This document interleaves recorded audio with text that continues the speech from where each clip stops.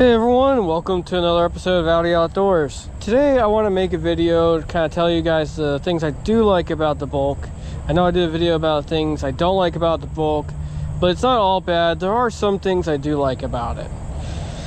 So I guess we'll just kind of start from the front and work our way back. So starting out in the front, one of the main reasons why I got the Bülk is for this front duct system here. And I gotta say that it's kind of a good thing and a bad thing. It does help some. So it kind of comes out right here. It blows more in your belly, chest area. So it redirects the air better to where you want it. And you don't really get like a steam buildup up here, where I feel like on the Quest, it just kind of trapped humidity right here and it just felt like a sauna right here. And that air blowing through really helps with that. Another thing I like about the Bülk is this front access hatch here. And this front access hatch is really a game changer. And I really like this because now if I gotta do anything, I don't have to roll the whole Velomobile onto the side. I don't have to unload everything and just roll it onto its side. If the chain falls off, I just pull the hatch off, go down in there and put it back on. So that eliminates one way I had to roll it onto the side.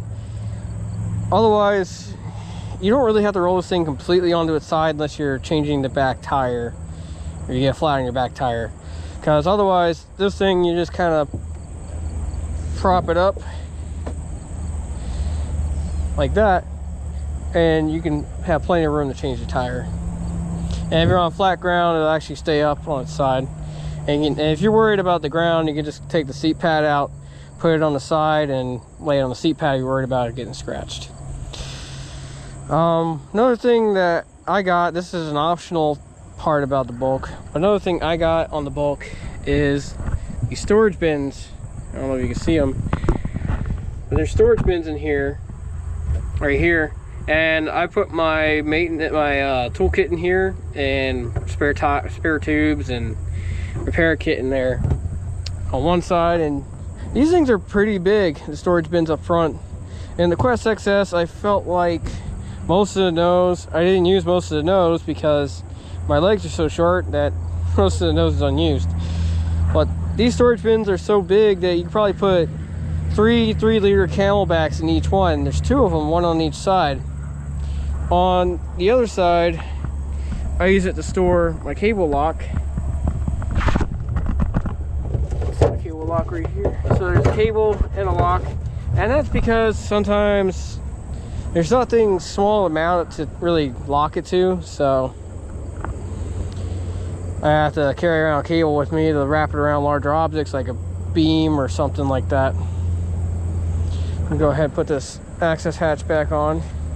This thing does get a little flexy in the sunlight when it gets hot, so you can see it's really soft right now because it's hot. It's like 80 some degrees outside here right now. Working our way back. The larger manhole here is what most people refer to it as.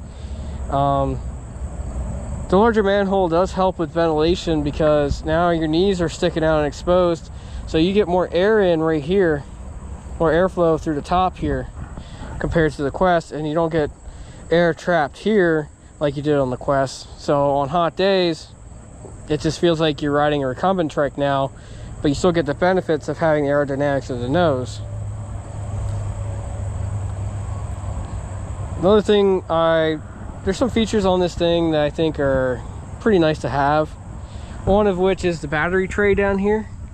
So there's a battery tray right here, and right now I got the stock battery in there. Now, I don't think it was supposed to come with the battery, but it did come with the battery. It's a 14.8 volt battery. When charged, it's like 16.5 volts, something like that. So, another thing I like, it's more of a feature, is these little lips here. So you can put stuff on the side, you don't have to worry about it going nowhere. Let me show you. So you can see it can't just slide all the way back. There's like a little lip here, and you can see this doesn't have any way to come over here and get caught in the chain. The chain's pretty enclosed for the most part on this part. It's got the nylon tubes here. The chain runs through the guides or whatever. Same on the other side.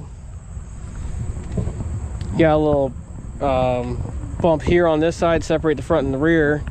But for the rear, they don't have anything to separate it from the chain line back here. So that's kind of a downside there.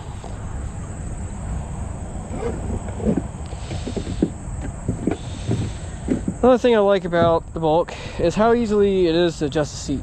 So down here, you literally just take the seat out, and it's got these little notches here, these little knobs here that sit inside the rail down there, and basically you just pop it into position. For me, I'm on the third notch back, and then you just push it down just like that. One thing I do like about the seat is, see all the holes in it? That's for ventilation, and that's something the Quest didn't offer, is ventilation. Actually, the Quest didn't even have drainage, and you can see down here, one of the holes down here, this one right here, actually serves as the drain hole for all your sweat, so there's not a bunch of sweat buildup down here getting stuck there. So that's pretty useful. Plus, I guess ideally you would get ventilation past you that goes through the body and out the exhaust ports in the back here, right back here. So I do like the ventilation on the seat. However, the seat isn't very comfortable for me, so it's kind of a pro and con, because the seat's not comfortable for me because the lumbar support sits up way too high for me, because I'm a short rider. I think for most people it'll be fine, but for me, I don't like it. Another thing I gotta say about the Bülk that I like is how solid it feels on top. So up top, I can push on this carbon. It's not going anywhere. It's not flexing that much. On my Quest, I could take literally my pinky and be just like pushing down on this access hatch here. That's how flimsy it is on the Quest XS carbon. So it's a lot more rigid up front, and the boom is made out of carbon fiber, and it's also a lot wider, so it's a lot stiffer than the aluminum boom that's on the Quest XS. And the boom also serves as the duct for the ventilation to come through to you in the driver's seat. Another thing I kind of like about the Bülk is when you look at it from the front, it doesn't look like a giant you-know-what going down the road. It's got some curves to it, you know. Got some curves in here, curves in over here. So, you know, it doesn't look like a giant you-know-what going down the road. And that also serves a functional purpose as well. It makes it less sensitive to crosswinds. Also gives you a smaller frontal area here, so there's less air resistance here, and that'll make you be faster. So the Bülk, in my experience so far, has been faster than the Quest XS. Most of the things that I do. So we're working our way back. The Kellerman lights I ordered with it, they're a lot brighter and more noticeable in the daytime than the Quest XS stock lights. And I think part of the reason why is because they have a black background, and because they're just, in general, they're bright lights. There's 2 LEDs on there. That's not even the brake lights activated. But even with the turn signals on during the day, so I'm turning on turn signal, I mean, at least you can see something flashing over here. On the Quest XS, it blends in too well with the bright blue of the body, so you don't really see the turn signal at all on the Quest XS. So I think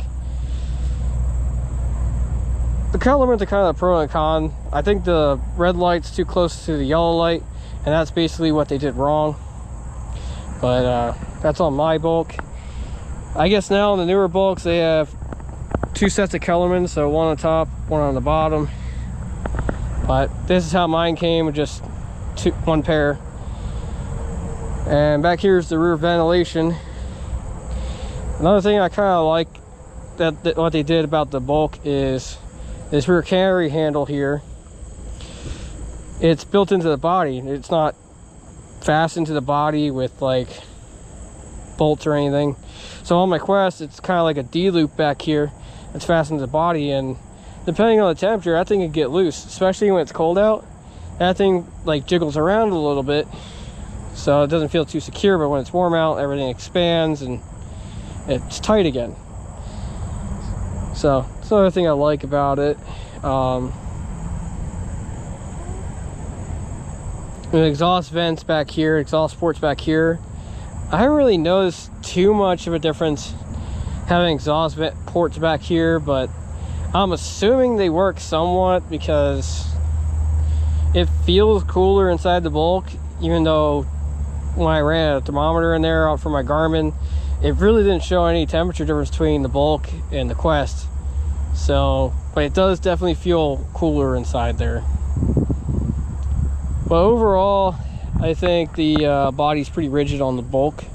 I mean, it's not flimsy really anywhere on the Bulk other than maybe right in the middle over here. On the side, right here. That's probably the only place where it's not rigid at. But most of it, it's very rigid up here around the combing, so you don't really have to worry about it anywhere along the combing, putting all your weight on it and worrying about cracking it. You don't really have to worry about that. Another thing I like about the Bulk is how it handles. It's like one of the main things I love about the Bulk is how well it handles. I could take turns of this thing that are so tight at 30 miles an hour, like so tight that you're touching your tire to the wheel well tight. And basically, this thing has such a low center of gravity, I haven't gotten it to roll over yet. Like it doesn't feel like it's gonna, like, it just doesn't roll. It doesn't have that much body roll, and the suspension doesn't have that much travel on it, and the suspension is a little stiffer than the Quest XS, in my opinion. So it doesn't feel like there's much travel on the suspension when I push down on it. It doesn't really feel like it's soft. But basically, my experience, when I take turns super tight, when one wheel lifts up like that, basically the other side will break traction and put it back down, and I'll just kind of do that up and down a little bit in the turn, and I'll just lightly touch the ground like that. It's nothing that will make you lose control. It's not like slamming on the ground like that. No, it's like a light like that. Okay, a skirt, it just skids a little bit, puts the other one down.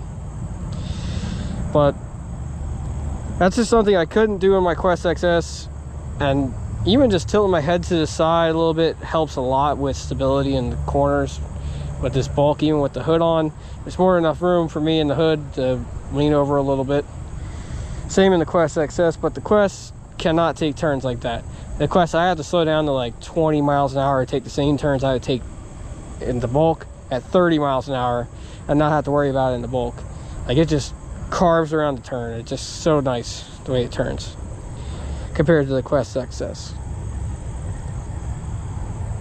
But overall, that's just the things that another thing I like about the Bulk is the rims it came with. It's kind of just prop it up on the side. So I got Fratelli rims on the front, and I got DT Swiss rims on the back. And these are 29-inch rims, but I'm running 700C tires. And running a 700C is also one of the things I like about running on the Bulk, is because it gives you a lot more options for the rear tire, because 700C is a road tire. A lot of options for 700C out there versus the Quest XS, which takes a 650B, which is a 26-inch. Not too many road options out there for 26-inch because it's not commonly used on road bikes in 26-inch. Kind of like the same way as trying to find 20-inch road tires. Not too many options out there other than Schwalbe and Continental. Those are basically the two main manufacturers I've used for recumbents. Having a 700C rear tire gives you a lot more options. Another thing I like about the Bulk is, from the factory, this thing is dampened very well. So the rear shock supports the weight and dampens everything. You don't need the air bellow unless you're going to be carrying a lot of touring gear. Without carrying a lot of gear, I run about 7 psi in my air bellow, because I did get the air bellow option, because I don't know if you guys noticed, but I did get the trailer hitch option on the other side.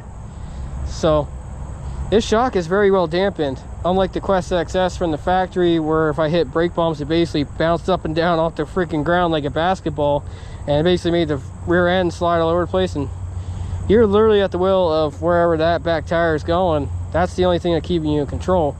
So on the Quest, it's literally a mandatory upgrade if you want to be safe on the road, to upgrade to the Risk Racing air shock. So that's just something I did on my Quest that I don't have to do on the Bulk. It would be nice to have an air shock upgrade on the Bulk, just so you could have everything all in one, and so you have more adjustability. There's no way to adjust it other than adjusting the pressure in the air bellow, and that just more adjusts your ride height and stiffness in the back. So it doesn't really help you in any other way. Well, I don't really need it because travel is not that great, so it's meant for roads, obviously. So it is pretty fast. I do like that. I know I said that already.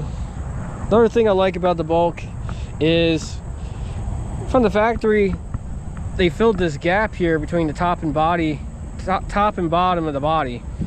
So these are just two halves joined together, and right here they filled it in and painted it, and you can see there's no seams. It's just completely smooth, and I'm pretty sure that saves you some wattage there too as well. But yeah, I think that's basically everything I like about the Bulk Mark 1.